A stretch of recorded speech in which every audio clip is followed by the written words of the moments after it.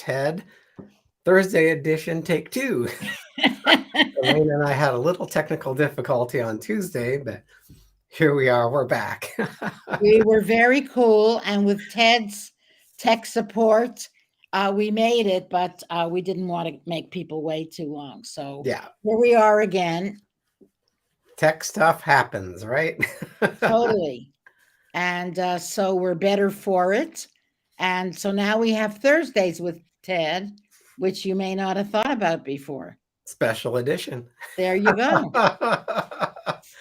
So we are both speakers with the Sales and Marketing Management magazine. That's how we met each other. Yes. And today we're going to talk about influence. And like the first thing people say when you talk about influences, is that manipulating people to make them buy from you?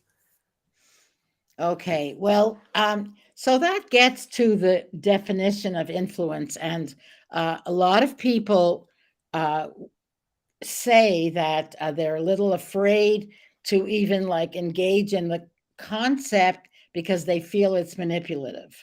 And so I'm going to deal with that right now. And then I'll get to a definition that we use for the kind of official definition or the working definition of the word influence. Mm-hmm. So, number one, influence does not mean having a lot of followers on Instagram because, that's very fickle. These are not people that and, they can vanish overnight with the next iteration or the next shiny object. Right. So, and we need to be aware of all the influencing efforts towards us, many of which are manipulative. Mm-hmm. And that's one of the things that we teach, which, we'll mention later on. But the reason we're talking about this is that I'm the author of a book called The 7 Secrets of Influence. And we'll talk about, all the goodies about that. But what we teach is awareness and knowledge for it's very important to understand when you are at the receiving end of somebody else's influencing attempt, how they're doing that. Mm-hmm. So most of us aren't aware of why or how we said yes to either, somebody selling us a car, a home, changing a job, getting into a relationship, out of a relationship. And yet it's very, very important these days, for example, in the US, we're bombarded with campaign messages, whatever state you live in. Yeah. Politicians are trying to persuade you, influence you to get your vote. And you may not realize that millions of dollars of research goes into what is going to push your buttons. Mm-hmm. Right. And so we need to be aware of those things. And, similarly, we're bombarded with messages that, get us to call your doctor. What a joke. Right. Tell your doctor you need this medication. Right. Just try calling your doctor, right? I challenge you. So, but we're being bombarded with messages that want us to buy remedies for diseases we didn't even know we had. Right. Right. So that's kind of step one, is to understand how we're being influenced. And then we need to be aware of how we do it. Because, most of us, people who belong to LinkedIn and other professional networking platforms, you're probably already a good influencer, or you wouldn't be where you are. But, most of us have no conscious awareness of all the different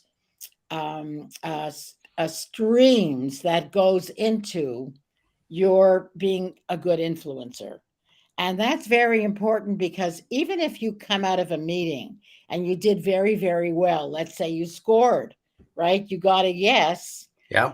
Now, you may have thought that this was because you had a trusting relationship or it was just a lucky day, or whatever.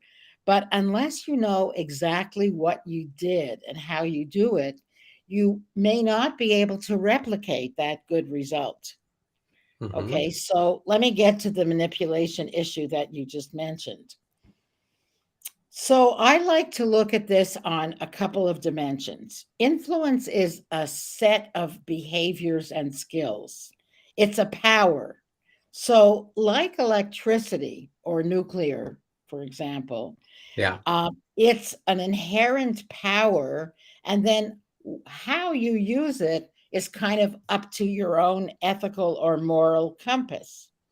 So if I'm a powerful influencer and I know all these skills, which I do, I can Hmm. influence you or attempt to influence you for a self serving result on my end, or something that's going to benefit you. I Hmm. noticed you had a post today about benefits. So, Right. the two questions I like to ask about whether this is positive or negative influence is intent and effect. Okay, so intent is, are my intentions honorable? Right? Is it my intention to teach you something, to offer you a benefit, to make your life better in some way with what it is that I'm offering you? A safer car, a more eco friendly home, a better job. Okay, so am I offering you some things that will accrue benefits to you? So that's the intent. Yeah. And then the effect is, how do you feel over there as a result of my influencing attempt? Do you feel enriched? It's kind of like when we do that comment I mentioned to you about, doing that seminar, and a person saying it was a good investment of my time. Right. So, when you do a speech, Ted, or a webinar, you want people to feel that they got a bang for their buck, in this case, free, Hmm. but time is worth money as well. And if somebody invests an hour in listening to you, hopefully they're getting more than an infomercial for Right. whatever service you're selling, right? Hmm. So that's the effect part. And what the effect is, do you feel enriched or enlightened or enhanced as a result of my attempt to influence it? And it isn't covert. That's the other thing I should say, Hmm. is that positive influence is very transparent. So I'm telling you what it is I want to end up with as a result of our time together. Yeah. And then I'm going to work like hell to have you see that this will benefit you. Hmm. Okay, so that's how I deal with what influence is not. Yeah. Now, what influence is, or the way that I would you like to hear that? Yeah. I'm just thinking, I've been to conferences where speakers will be presenting and they use NLP, like neuro linguistic programming, and they manipulate the audience. One guy got 80% of the audience to buy his product. And he was just Using NLP. NLP and intimidating people, and he was doing it Wow. only to make sales. And I think there's like a 60% refund rate because the program he was selling was horrible, but he Oh, manipulated everybody and right. actually So it's ran like to the back of it's the a room. exactly. It's a good first yes, but then and also your reputation suffers. Right. But it's kind of like, a forced error. What do you call it, when because you brought it on yourself. Yeah. Now, I have to say that I at one time I did have a certification in NLP, but and in fact, I've used some of the larger principles of NLP to inform my own theory. And I'll get to that in just a minute, Hmm. because I think that NLP, as you're telling this story, has kind of a bit of a bad rap. And really, these guys started out as therapists. Yeah. that not crooks and con men and swindlers. It's just that it is very powerful and other people have distorted it, which often happens, Yeah. right? So the way that I would define influence, the working definition that I use with students and clients, is that it's pretty simple. Influence is the power or capacity.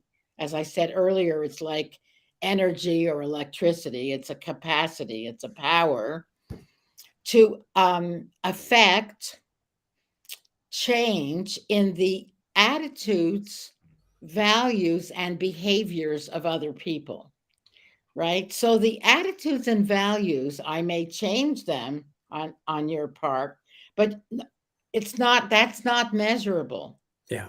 right? It's only in the behavior that I can tell whether it worked. Like, did you buy or not buy? Mm-hmm. Right? So that's pretty simple. And interestingly, in the dictionary, an archaic definition of influence says that influence is the flowing of an ethereal fluid from the stars, said to have magical powers over men. Hmm. And it's pretty interesting because, in a way, like magic, influence, when it's done skillfully, may seem a bit like magic. It's just that there's a lot of planning and practice that goes into it. Mm-hmm.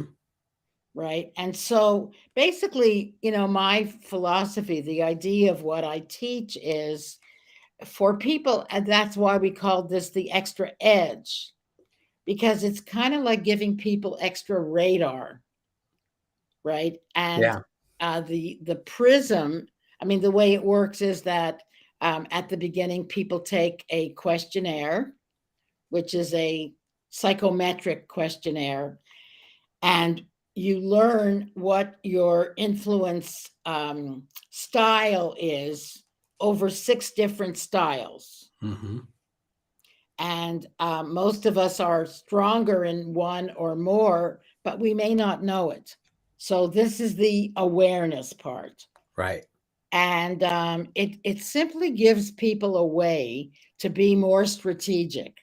And the principle is understand your customer, right? And then flex into the style that he or she prefers to be influenced in. Mm-hmm. So in a sense, that comes from NLP. Okay. It's just you get what I'm saying, but Yeah. it's quite a bit more refined. So I have a style as being an influencer to influence others. And then on the receiving end, there's ways people are influenced. Right. So one quick example, which is an extreme, okay? So we have 6 styles, and one of them is called telling, which is pretty self-explanatory. I came up with these rhyming 6 styles, and Mm-hmm. then I think I sent you the little mini book. Yeah. And so in there's a link to Jot form where you take the questions, and then you have these 6 columns. So let's say one style is telling / analyst. And so that's somebody who's very data oriented, very facts and Right. figures, like lawyerly in a way. They like evidence. Right. Show me, Show me the right? proof. Show me the proof. And there's another style which I call gelling, and that's also called idealist. And now that's somebody who speaks in metaphors Mm-hmm. and paints word pictures. Uh, I have a dream, Yeah. right? So it is not based on facts and figures, or like we'll have a person on the moon in 10 years. There was no how, but it was a kind of a future vision. Right. Okay. So if I know, now you can't stereotype people by their profession. So I want to qualify that.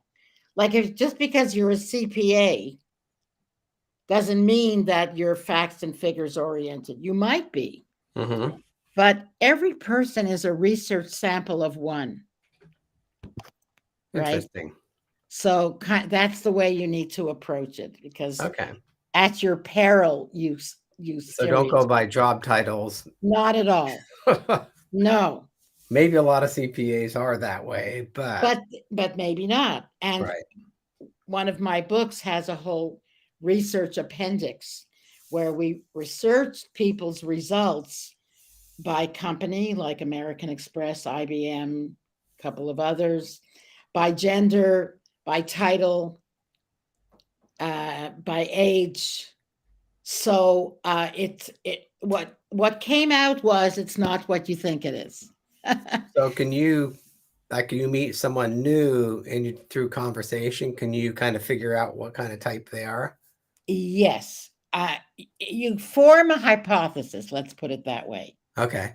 right? I don't want to call you a type, because the way that your test comes out is just a snapshot of how you what your default is, Mm-hmm.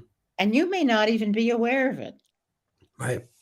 right? And so you may wonder why you're scoring like 1/6 of the time Yeah. with people, and that's because you're using your default, and yet there are 5 other strategies Mm-hmm. you could be using if only you knew they existed. Right. So that's kind of why this is a big aha for people. And so, yes, to answer, so yes, when you meet someone, that's kind of what makes it fun. It's, you have to do, as I say, each person is a research population of one. Mm-hmm. And we're a little And bit of all six, probably, but you do lean towards you one. do lean, exactly. Yeah. And so it's very difficult these days because we're not meeting people in person. Yeah. And right. And sometimes we're not even getting this visual. Yep. So you can study somebody's affect, but it's you need certain uh, exposure to a person, and then there's a couple of tricks and tips. For example, like I'm not going to say "nice to meet you." Here's my questionnaire, so I can figure out how to sell you. Yeah. Here, fill this out so I can Right? figure Please fill this out and call me back. No, but like one thing that I've often told my students is it's amazing how much you can learn about a person by having sharing a meal with them. Watch how they handle a menu. Now, you need to know what to look for. out. Mm-hmm. But for example, are they adventurous? Are they trying like some new concoction that's the special of the day? Right. Do they kind of wait to be asked last, waiting to see what everybody else orders? Right? Is it a place they know that they've invited you to, maybe, and they just tell the wait person, I'll have my usual, Right. right? So there are just a lot of clues. Yeah. So you just kind of observe, and because Just observe, once you as the know the famous six, you can kind of philosopher, say, okay, these people keep leaning here. there you go. But when A you're talking famous, about a meal, but if you're trying to sell them consulting services, they may be different. no, No? Okay. So if you're in the same thing in the restaurant, they'll have that same I pattern. mean, people are pretty consistent, Okay. right? Now, sometimes people ask me about what about a group? So that's a bit tricky, and I won't go into it now in the interest of time, but there is an article on my blog, which is just easyinfluence.com. That's my website, and go to the blog section. And it's kind of called Read the Room. Mm-hmm. I think the article is called The Proposal. Okay. Okay. The proposal. The Proposal. And it's about how I was invited via an RFP to pitch my services, to a committee. And I was like one of 7 vendors invited. And what do you do, right? They give you 30 minutes, and, you have like 7 people sitting there. All right, show us what you got, Yeah. right? and it can be pretty intimidating. And what I say in the article, which as I say, I'll do it very briefly here, is that I used 5 or so of my allotted minutes to warm up the room. Hmm. And I asked each person something. Mostly, what are your criteria for choosing a vendor today? Hmm. Because although I had an RF, a request for proposal, I didn't know that these 7 people were the ones who wrote that. Oh, Because you never know that, right. right? That was a committee like 4 months ago. And so you don't know if those people wrote this thing today that are the deciders in this room. Hmm. So That's a yeah. great question to ask them. And then also when you're warming up the room, you can see who defers to whom. Hmm. Interesting. So it's not hard. It's very simple things to do. And you just need to observe and ask the question and observe. Then you kind of can put people, they start leaning towards one of the 7, One of the 6. one of the 6. Now, so you may ask, please ask, if there are 6 styles, why is it called Seven Right. Secrets? And So the seventh secret is it's more of what I call a formula. And the formula is influence equals attentiveness. That's listening and observation hmm. of the other person, plus flexibility. Hmm. So once you have learned, sometimes I know the profile because they're right there in my class, Yeah. right? And sometimes you don't, but you learn what you can by observing and listening. And then whatever my default is, it doesn't really matter because it may not work on that particular person. So I need to have learned those other skills. And that's what the course is about. Okay. So it's just helping people create flexibility so they have more options instead of, packing up and quitting and Hmm. say, like, I, this was a bomb. There are other ways that you can attempt, you can try. So how much does intuition play into this? Well, I think quite a lot, and I think so. I think that one of the valuable things about NLP I will mention is that they do talk about creating rapport when it isn't natural, Hmm. and it's based on that same idea that once you've created rapport with someone, you kind of instinctually know kind of what they're thinking, but you have to take the trouble and the time. And this is one of the things about LinkedIn that, somebody sends me an in-mail and they tell me their whole story and what they offer. You've seen that. And Yeah. sometimes I tell them if I want to be kind of nice, I'll take the trouble to say, look, it looks like you have something very solid here, but you're never going to sell it this way. Hmm. Right? Because I wouldn't be interested in exploring further because your approach is too salesy. That's the thing. Yeah. People give their whole life story and the whole life story of the product they're selling. And it's And like, they we don't don't even even know know each other's whether I names need yet. it, want it. If I don't want it, maybe I could give them a nice referral, but not on the first date. Yeah. And then if you don't respond, they go, hey, pinging you back. So this goes to the top of your inbox. Like if I was interested, I'd call you or respond. Exactly. So anything else I don't know how the time is, it 3 to 3:30? Oh, whatever. As long as Okay. I Well, could, a I could ask couple you of things. questions all day. Oh, me too. So I've given you some links. And one of the things I wanted to mention is that I've been teaching this program. It's called The Secrets of Influence. It's a licensed program So I license individual consultants Mm-hmm. to market and teach the program, and we give them a lot of marketing tools. And then we also license companies. Okay. So we train their trainers to teach it. I mean, that's just some process thing.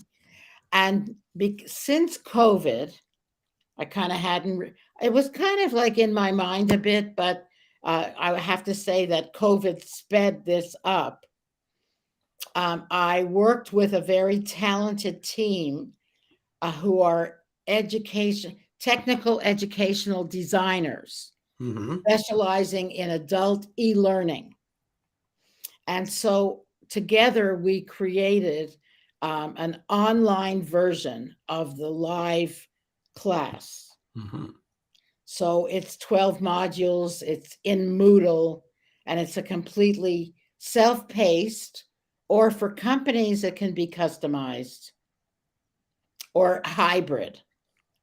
Like hybrid is blended learning where you do the program yourself for, Yeah. let's say, the first 3 or 4 modules, and then we have a shared meeting, Mm-hmm. like a forum, a Q&A with all the current students. So this So is I good just for the management team and the employees, so they can communicate exactly. back and So forth. I did want to mention that. But I also wanted to give a little plug about what you're doing, because people invited here today might know Ted. But I think one of the reasons that we connected to do this is that Ted has a very special niche on LinkedIn, because there are a lot of people who are LinkedIn experts who teach you, the basics of creating a good profile, using the maximum number of characters, Right. using the banner for the maximum punch for your message visually, blah, blah, and all that creation. But what Ted goes a little bit more special and more advanced. Can I say that? That's yeah. So if you're already very serious about LinkedIn, I mean, if you post regularly, if you engage with other posters very regularly, if you're always inviting, new people, then you are what I would call a customer for TED. If you're paying for a premium membership, right, or even Yeah. or a sales navigator, then you're serious. And so what Ted will do with his consultation is teach you how to be a master, LinkedIn presence. Is Thank that you what? for that. I appreciate that. I mean, I hope I'm saying it right. You are, because we have an unfair advantage because we knew how to do business before the internet. Where we actually got in front of people and talked to people, Exactly. and that's what it's all about, building That's those what it's all about. relationships through real conversations, not spammy messages back and Well, forth. right, and like not hundreds of, maybe it'll land somewhere. Right. And then I guess the bridge, or the reason that we're doing this together, is what we were saying, is that Ted will bring you to the place where your profile is so excellent and you have enough followers that people take you seriously, Mm-hmm.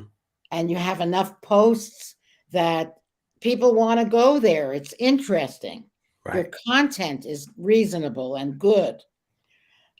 But then and then he will teach you how to like sift out people that you want to have a conversation with Yeah. off the platform, right? Or as you were saying, like start video chat right there, or else invite them to a Zoom meeting, or imagine even an old fashioned phone call, right? And Yeah. so I think where I come in, and correct me if I'm wrong, is now that you've got the beginnings, the seed of a relationship, I'm going to teach you how to use that valuable time that you've just gotten Mm-hmm. to learn the person, understand your customer. I mean, it's basic selling 101, Right.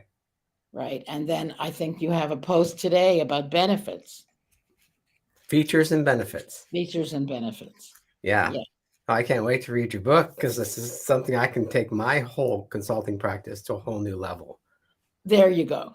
and then bring you as a guest expert to help train those people at that next stage. Absolutely. Yeah. So, and you can read the little book. You know, I sent you the mini book when we first started this conversation. Yeah. And that's kind of being kind of mindful and respectful about people's limited attention span these days. Mm-hmm. So it's called Influence, the 7 Big Secrets in 7 Little Minutes. Which is exactly what people want. That's what they want, even less. Can you make Yeah. it less? You know. And I had to really influence you to become a guest on this show. Well, that's true. It was really hard. Right. It wasn't hard. Yeah. No, It it's great wasn't because we hard. had something in common. We both spoke at the same group. And now that we had something in common, and now I see us working together a lot in the future. Absolutely. Yeah. So, folks, this is how it works. I mean, this is very meta, but what you're seeing is how these strategic partnerships work. Yeah. You meet somebody, you think you speak to the same audience, you have not similar, complementary products and services to offer. That's the Right. key. Yeah. So we're not competing with each other. We're only both giving benefits that will help customers. Complements perfectly because what's working, social media is not working like it used to. Now it goes back to what we learned, it's relationships. Exactly. So, And exactly. And, like everything old is back, like this thing about stories yeah. is coming back. Actually, in San Rafael, there was a group that I belonged to. I think it was San Rafael. And it was called SHHHH, Seventh Sunday Storytelling. And it was a storytelling group. And some of them were even professional storytellers, who were booked by a theater. Interesting. And suddenly now, like storytelling is like a big thing. People are running workshops on how to teach you how to tell a story. I Right. don't know if that's possible. I'll tell you the truth. Because I don't know. You're either a story. I guess you could learn. I don't You know. can learn, but all this stuff that keeps recycling through the internet, it's stuff it's been around forever. Well, you have to be around for a while. Like I have a lot of stories because I've just, lived to tell the tale. Good ones and bad ones, believe me. Right. I have a PhD from the School of Hard Knocks in New York City. Mm-hmm. That'll do it. Yeah. So what's your website again? This has been great. And people need to go to your website and get on your Thank you. email list. So my website is easyinfluence.com, www.http. I think I gave you the link. It's And in the other maybe, event, unfortunately. pardon? I put it in the other event. Oh, okay. I don't know if you can go there and put it there, but just, if people are still with us or watching the replay, it's basically www.easyinfluence.com. And there you can find the blog. Actually, there are a lot of things you can find there. So, one link I gave you, but it's easily found, is if you go to the site and go to services, you'll find, there we go. No, easy. Easy. Easy. Yeah, Okay. good. Glad we qualified that.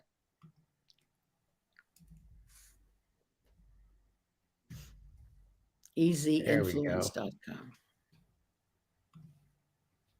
The keyboard decided to take a break. Perfect, perfect. Excellent. So what springs from that is pretty much everything you ever wanted to know about me and my programs. And I work with a team.